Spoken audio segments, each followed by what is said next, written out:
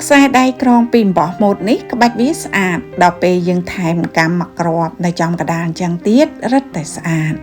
ជំរាបសួរពុកម៉ែបងប្អូនមូក្រាស់មានម៉ូតខ្សែដៃថ្មីមួយម៉ូតទៀតមកក្រងបង្ហាញរបៀបក្រងដោយរាល់ដងងាយទេពុកម៉ែបងប្អូនចូលមកទស្សនាវីដេអូខ្ញុំតាំងពីដើមរហូតដល់ចប់នឹងក្រងបានដោយខ្លួនឯងហើយដោយរាល់ដងសម្ភារៈដំបូងគេដែលខ្ញុំយកមកបង្ហាញបងប្អូននេះខ្ញុំមានអំបោះ4សរសៃដែលមួយសរសៃប្រវែងរបស់វា70សង់ទីម៉ែត្រពីរសរសៃនេះប្រវែងរបស់វាមួយសរសៃ120សង់ទីម៉ែត្រនិងពីរសរសៃទៀតនេះប្រវែងរបស់វាមួយសរសៃតែ100សង់ទីម៉ែត្រទេចុងក្រោយគេអំបោះដៃខ្លីនេះទុកសម្រាប់ទុកផ្ចិតមុខខ្សែដៃប្រវែងវាមួយខ្សែហ្នឹងតែ25សង់ទីម៉ែត្រតែប៉ុណ្ណោះអំបោះទាំងអស់ហ្នឹងបងប្អូនខ្ញុំយកមកប្រើគឺប៉ិនគ្នាទាំងអស់ទំហំរបស់វា0.8 មីលីម៉ែត្រចំណែកឯកម្មខ្ញុំប្រើតែមួយគ្រាប់ទេទំហំរបស់វាដល់ទៅ8 មីលីម៉ែត្រឯណោះសម្ភារៈជំនួយក្នុងការក្រងដោយរាល់ដងខ្ញុំមានបន្ទាត់កត្រៃដេកេះហើយនឹងស្កុត4មុខហ្នឹងខ្ញុំអត់ដែលចោលទេយើងចាប់តម្រៀបអំបោះដោយដាក់ទៅតាមប្រវែងរបស់វាតាមលំដាប់លេខរៀងប៉ុន្តែខ្ញុំអត់ទាន់ញែកបង្ហាញបងប្អូនទេនៅពេលដែលខ្ញុំបិទស្កុតរៀបចំរួចរាល់ហើយបានខ្ញុំញែកបង្ហាញបងប្អូន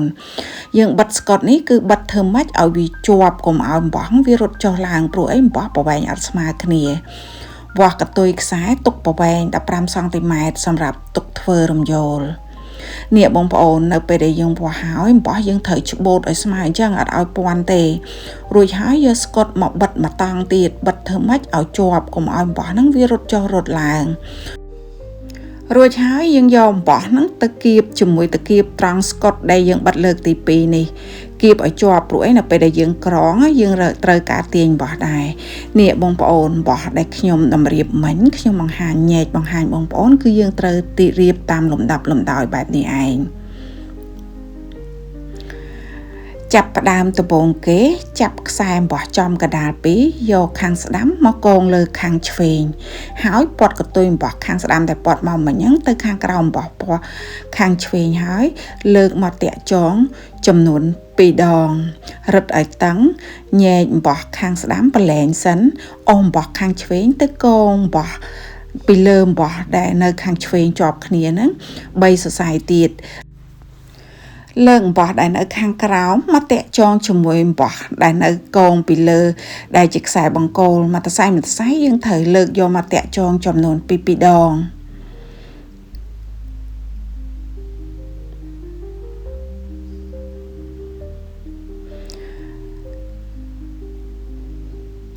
តាក់ចងខាងឆ្វេងរួចរាល់ហើយញែកអំបោះមកខាងឆ្វេងចំនួន4សរសៃ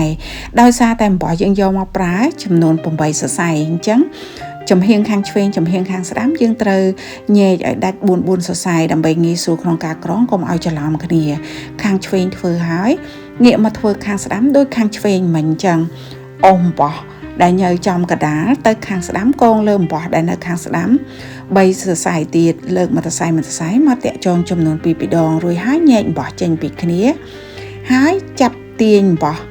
ដែលនៅចំកដាល2សរសៃដូចលើកមុនអញ្ចឹងបងប្អូនយកខាងស្ដាំមកកងលើខាងឆ្វេងប៉ុន្តែលើកនេះគឺយើងលើកអំបោះដែលនៅពីក្រោមយកមកតាក់ចងជាមួយខ្សែនៅដែលកងពីលើដែលជាខ្សែបង្គោលរួចហើយកតុយអំបោះដែលជាខ្សែបង្គោលខាងឆ្វេងហ្នឹងអស់តបន្តទៅទៀតបងប្អូនអស់ទៅកងនៅលើអំបោះដែលនៅខាងក្រោមមួយសរសៃលើកមកតាក់ចងចំនួន2ដងរួចហើយពាត់ខ្សែបង្គោលចូលមកក្នុងវិញខ្សែតាក់ចងដដែលពាត់ចេញទៅក្រៅលើកចង2ដងខាងឆ្វេងធ្វើរួចខាងស្ដាំមកធ្វើដូចគ្នាដែរបងប្អូនម៉ូតខ្សែដៃរបស់យើងនេះចែកជា2ស្មើគ្នាអញ្ចឹងខាងឆ្វេងធ្វើមិនខាងស្ដាំក៏យើងត្រូវធ្វើអញ្ចឹងដូចគ្នាតាក់ចងរួចខ្សែបង្គោលទាំងពីរជួបគ្នាហ្នឹងយកខាងស្ដាំមកកងលើខាងឆ្វេងដូចគ្នាហើយលើកខាងបោះដែលនៅខាងក្រោមមកតាក់ចងចំនួន2ដងរួចរាល់ប្រឡែងបោះទុកសិនឡើងទៅជជែកខាងឆ្វេងខាងលើទាញបោះដែលនៅខាងឆ្វេងខាងលើគេហ្នឹងចុះមកខាងក្រោមកងនៅលើបោះខាងក្រោម3សរសៃលើកមួយសរសៃមកតាក់ចងចំនួន2ដង របៀបតាក់ចងបងប្អូនលើកអំបោះពីក្រោមមកតាក់ចងខាងលើចំណែកឯអំបោះខាងលើដែលកងពីលើនឹងជាខ្សែបង្គោលត្រង់កន្លែងនេះធ្វើឲ្យប្រឡែងសិនអត់តាន់ទៅធ្វើខាងស្ដាំទេបងប្អូនយើងនៅធ្វើខាងឆ្វេងដដែលប្រឡែងបោះដែលយើងចងហើយសិនឡើងមកខាងឆ្វេងខាងលើទាញបោះដែលនៅខាងលើនឹងចុះមកខាងក្រោមមកពាត់កងនៅលើអំបោះដែលខាងឆ្វេងខាងក្រោមនឹងចំនួន3សរសៃទៀតបានន័យថាយើងមានបោះតាក់ចង2សរសៃនិងខ្សែបង្គោលចាស់1សរសៃលើកមកតាក់ចងជាមួយខ្សែបង្គោលដែលយើងអូសពីលើមកនឹងចំនួន2ដងពេលដែលចងហើយមកដល់ចុងក្រោយនេះអត់ទាន់ប្រឡែងទេខ្សែបង្គោលនឹងខ្ញុំពាត់ទៅឆ្វេងវិញហើយទាញខ្សែតាក់ចងពាត់មកខាងស្ដាំលើកមកតាក់ចងចំនួន2ដងខាងក្រោមធ្វើហើយប្រឡែងសិនឡើងទៅធ្វើខាងលើបោះពីខាងលើដោយទាញបោះទី2ឡើងទៅលើកងបោះដែលនៅខាងលើមួយសរសៃលើកមកតាក់ចង2ដងរួចហើយពាត់ខ្សែបោះដែលជាខ្សែបង្គោលដែលនៅខាងលើហ្នឹងចូលមកខាងស្ដាំមកខាងក្នុងវិញហើយខ្សែតាក់ចងពាត់ទៅខាងក្រៅលើកមកតាក់ចង2ដងទៅជាខាងឆ្វេងរួចរាល់ខ្សែបង្គោលទាំងពីរជួបគ្នាហ្នឹងយកខ្សែបង្គោលដែលនៅខាងក្នុងបានន័យថាអូសពីខាងស្ដាំទៅខាងឆ្វេងកងលើទៅជាខាងឆ្វេងហើយលើកមកតាក់ចង2ដងរួចហើយលោកខ្សែបង្គោលហ្នឹងអត់ទាន់ប្រឡែងទេលោកដៃទៅទាញបោះដែលនៅខាងឆ្វេងហ្នឹងមកសរសៃចុះមកខាងក្រោមហើយតាក់ចង2ដងទៀតអត់ទាន់ប្រឡែងទេបងប្អូនខាងឆ្វេងយើងនៅបន្តធ្វើដដែលរួចរាល់ប្រឡែងបោះទាំងអស់ចោលយើងចាប់មកទាញនៅខាងឆ្វេងដដែលប៉ុន្តែយើងចាប់ទាញបោះដែលនៅខាងក្នុងពីលើពាត់មកខាងឆ្វេងកងលើបោះដែលនៅខាងឆ្វេងចំនួន3សរសៃលើកមកសរសៃមួយសរសៃមកតាក់ចង2ដងដូចលើកមុនដែរបងប្អូនមកដល់វគ្គត្រង់នេះបែកខាងឆ្វេងចំហៀងខាងឆ្វេងហ្នឹងយើងធ្វើរៀងច្រើនបន្តិចបានន័យថាយើងធ្វើឲ្យរួចរាល់បានយើងងាកទៅធ្វើខាងស្ដាំឥឡូវខាងឆ្វេងយើងរួចរាល់ហើយញែកបោះ4សរសៃចេញឲ្យផុតមក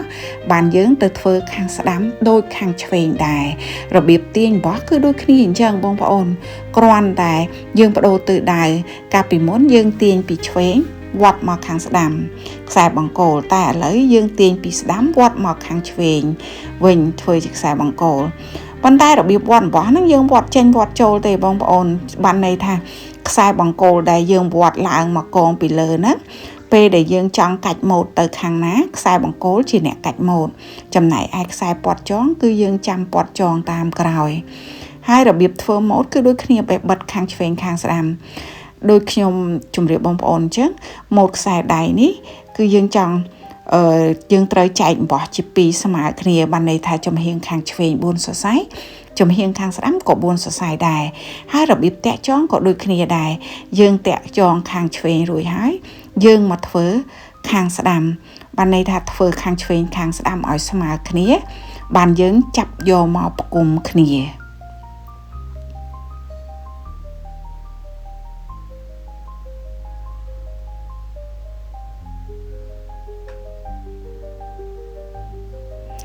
ចាបន្ទាប់ពីធ្វើខាងស្ដាំរួចរាល់ដែរហើយយើងញែកនេះខ្ញុំញែកអំបោះបង្ហាញបងប្អូនមកដល់ត្រង់កន្លែងនេះខ្សែដៃយើងចាប់ផ្ដើមចងភ្ជាប់គ្នាដោយចាប់អំបោះដែលនៅកដាលទាំងពីរហ្នឹងទាំងខាងឆ្វេងមួយសរសៃខាងស្ដាំមួយសរសៃលើកខាងស្ដាំមកតាក់ចងមកតាក់មកកងពីលើខាងឆ្វេងរួចហើយលើកអំបោះដែលនៅពីក្រោមមកតាក់ចងចូលមកដល់វគ្គត្រង់នេះបងប្អូនគឺដូចនៅខាងលើហើយគឺអត់មានទេប៉ុន្តែខ្ញុំក្រងបង្ហាញបងប្អូនម្ដងទៀតដើម្បីឲ្យបងប្អូនកាន់តែច្បាស់បានន័យថាមកដល់កន្លែងនេះគឺចាប់ផ្ដើមធ្វើកលាដែលនៅចំកដាលដែលមានរាងដូចក្របល្មុតយើងធ្វើនៅកដាលហ្នឹងធ្វើដូចគ្នាខាងលើអញ្ចឹងមកខ្សែដៃរបស់យើងគឺយើងធ្វើដូចគ្នាយើងបន្តក្រងបន្តរហូតដល់បានប្រវែង7សង់ទីម៉ែត្រចានៅពេលដែលបានប្រវែង7សង់ទីម៉ែត្រនេះកន្លែងនេះយើងចាប់ផ្ដើមធ្វើអង្កាំយើងចាប់ផ្ដើមដាក់អង្កាំមកគ្រាប់ចូលទៅក្នុងខ្សែដៃនេះរបៀបធ្វើអង្កាំហ្នឹងកន្លែងដែលយើងដាក់អង្កាំហ្នឹងគឺរៀងខុសគ្នាបន្តិចដោយខ្សែទាំងពីរហ្នឹងធ្វើខាងឆ្វេងខាងស្ដាំហើយចាប់ចងផ្គុំគ្នាញែកអំបោះទៅចំហៀង3សងខាងបន្ទាប់មក យើងចងធ្វើម៉ូតមកតង់ទៀតបងប្អូនបានន័យថាយើងត្រូវចងទាញបោះពីខាងក្នុងចេញមកខាងក្រៅកងបោះដែលនៅចំហៀងខាងឆ្វេង3សរសៃលើកមកសរសៃមកតាក់ចងចំនួន2ដងដូចលើកមុនដែរ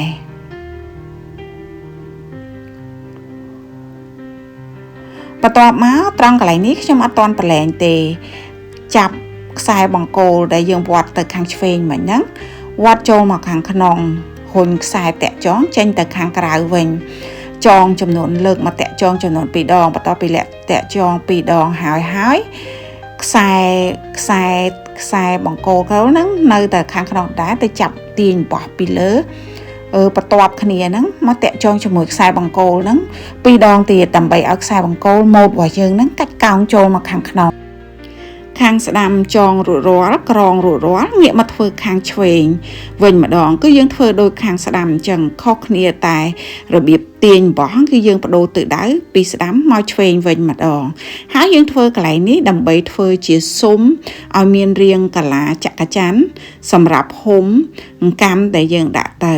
ចារួចរាល់បោះចំកដាល2ខ្សែនេះខ្ញុំសកអង្កាំចូលទៅមួយគ្រាប់អង្កាំយើងប្រើតែមួយគ្រាប់ទេទំហំរបស់វា8មីលីម៉ែត្ររួចហើយញែកកតុយខ្សែដែលដោតអង្កាំទាំងពីរហ្នឹងខាងឆ្វេងញែកមកខាងឆ្វេងវិញយកមកសកពីក្រោមខ្សែបង្គោលដែលយើងធ្វើរាងកាឡាចក្រច័ន្ទពីលើមកចាតាក់ចងចំនួន2ដងហើយរឹតឲ្យតឹងឲ្យកັບកតុយខ្សែដែលយើងដោតកម្មនៅខាងស្ដាំយើងរុញទៅខាងស្ដាំដូចខាងឆ្វេងដែររបៀបតាក់ចងក៏ដូចគ្នាដែរទាញខ្សែបង្គោលដែលនៅខាងស្ដាំមកកងលើកតុយអំបោះដែលដោតកម្មខាងស្ដាំហ្នឹងហើយលើកកតុយអំបោះដែលដោតកម្មមកតាក់ចងចំនួន2ដងរឹតវាធ្វើម៉េចឲ្យកັບពេលដែលរួចរាល់កតុយអំបោះដែលជាខ្សែបង្គោលទាំងពីរជួបគ្នាយកខាងស្ដាំមកកងលើខាងឆ្វេងលើកកតុយអំបោះដែលនៅខាងក្រោមលើកមកតាក់ចង2ដងមើលនេះបងប្អូនឃើញអត់អញ្ចឹងធ្វើឲ្យជុំវិញហុំកម្មយើងមានរាងកាឡាគឺរាងកាឡាជារាងកាឡាចក្រច័ន្ទបន្ទាប់មកទៀតយើងឡើងមកធ្វើទៅជាខាងឆ្វេងទាញបោះពីលើពាត់ចុះមកខាងក្រោមកងលើអំបោះ3សរសៃរួចហើយលើកមកសរសៃមកតាក់ចងចំនួន2ដងធ្វើបែបនេះចំនួន2ដងរួចរាល់ខ្សែបង្គោលហ្នឹងពាត់ចេញទៅចំហៀងវិញហើយលើកកតុយពាត់កតុយអំបោះដែលជាខ្សែតាក់ចងចូលមកខាងក្នុងវិញហើយលើកមកចង2ដងមកដល់ត្រង់កន្លែងនេះយើងឡើងមកធ្វើទៅជាខាងឆ្វេងវិញបងប្អូនមកដល់កន្លែងនេះគឺយើងធ្វើដូចនៅពេលដែលយើងធ្វើតួខ្សែដៃមិញដែរអញ្ចឹងយើងចូលមកដល់ម៉ូដដដែលហើយបងប្អូនយើងធ្វើខាងឆ្វេងហើយឡើងមកធ្វើខាងស្ដាំរួចចុងក្រោយយើងចងភ្ជាប់គ្នាបន្តធ្វើរហូតដល់អស់អំបោះរហូតដល់ប្រវែងដែលយើងក្រងហ្នឹងបានប្រវែងស្មើនឹងចំហៀងខាងលើដែរ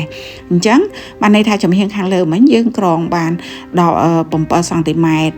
យើងបូកសរុបចូលគ្នាទាំងសងខាងបាន14សង់ទីម៉ែត្រនិងចន្លោះអង្កាំ2សង់ទីម៉ែត្រទៀតខ្សែដៃដែលយើងក្រងហើយ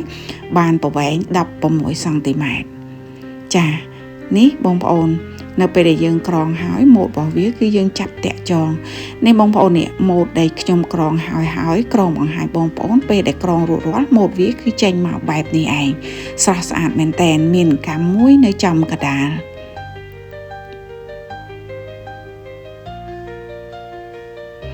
ហើយមកដល់ចុងខ្សែដៃនេះ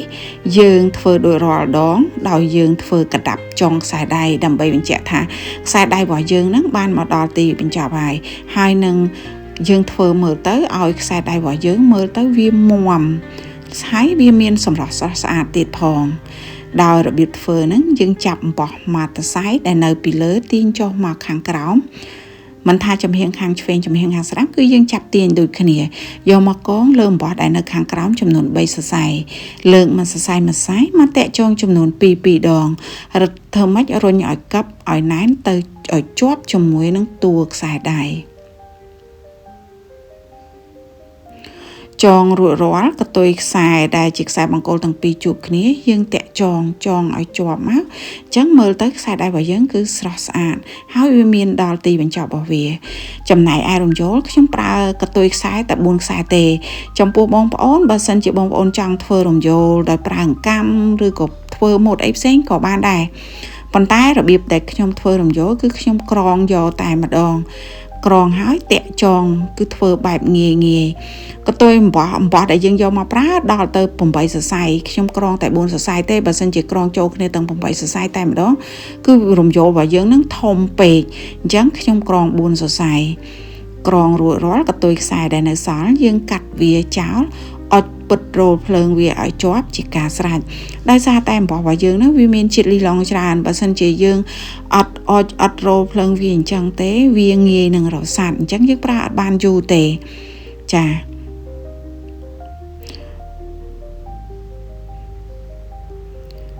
រួចរាល់មើលនេះបងប្អូនម៉ូតខ្សែដៃដែលខ្ញុំក្រងបង្ហាញបងប្អូនពីខាងដើមបានមកដល់ទីបញ្ចប់ហើយចុងក្រោយម៉ូតរបស់វាគឺបែបនេះស្រស់ស្អាតមែនតែន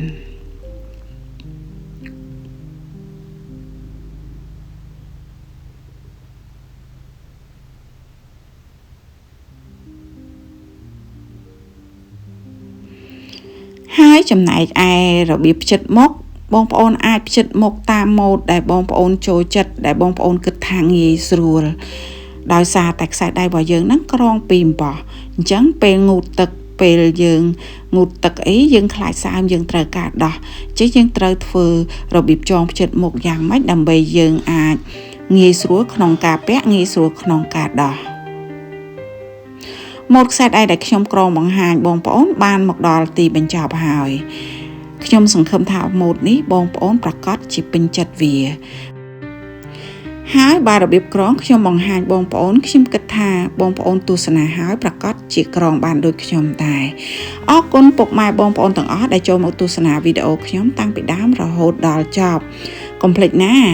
បើសិនជាបងប្អូនមានចម្ងល់អ្វីអាចចូលមក comment នៅក្នុងវីដេអូខ្ញុំខាងក្រោមបានអរគុណជម្រាបលាជួបគ្នានៅវីដេអូក្រោយៗបាយបាយ